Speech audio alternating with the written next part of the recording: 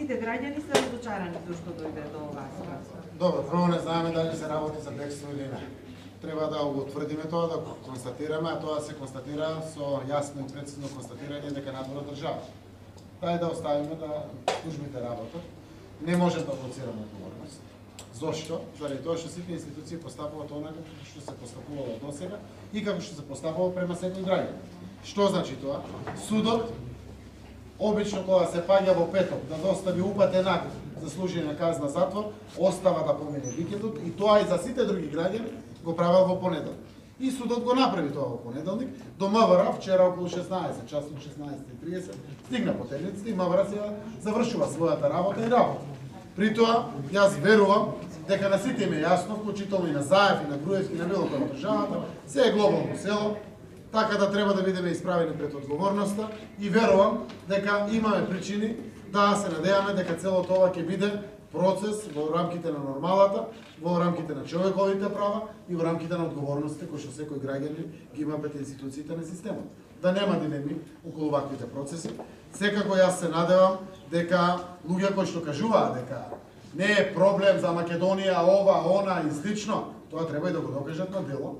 Ова го зборувам од аспект на тоа што треба да расчистат сите дека во моменти кога се дебатираше дека власта ќе се договори со опозицијата за некои работи, не се случи така. Дека нема да има пресуди, не се случи така.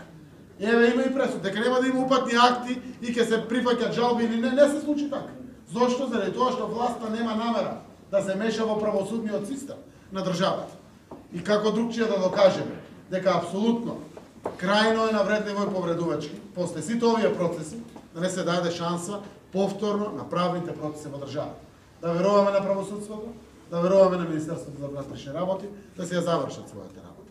Гледате и некои што порано се пуштале во бегство, или некој се врати, или некој ги знае на кај се. Порано или покасно ќе бидат екстрадирани, односно пуштени назад во Македонија. Зборувам за двајцата наши сограѓани кои што побегнаа во Грција. Нема бегање од тоа. Комуницираме како влада, со грчката влада, и со институциите на системот, тоа ќе се случи. Но полицијата немаше никакво право, без упатен акт, да ја попречи слободата на господин Груевски. Значи немаше право ни да следи, ни било што да применува. Затоа мора да постојат судски наредби, мора да постојат решенија и апсолутно нема право да се доближи полицијата до господинот Груевски без полицијата да добие наредба, односно упатен акт. Односно, после недобивањето на упатниот акт на Груевски, полицијата доби веќе наредба судска да распише потерници и дури тогаш полицијата може да постапи. Транспарентноста е најголемиот коректив на сите слабости во општеството. Драго ми е што државата е фокусирана во се, граѓаните знаат за се, токму преку вас медиумите, и јас знам дека сето тоа што представува очекување на граѓаните на крајот ќе си дојде на место, заради тоа што сите сме со будно око и секој си ја завршува својот дел од општествената одговорност.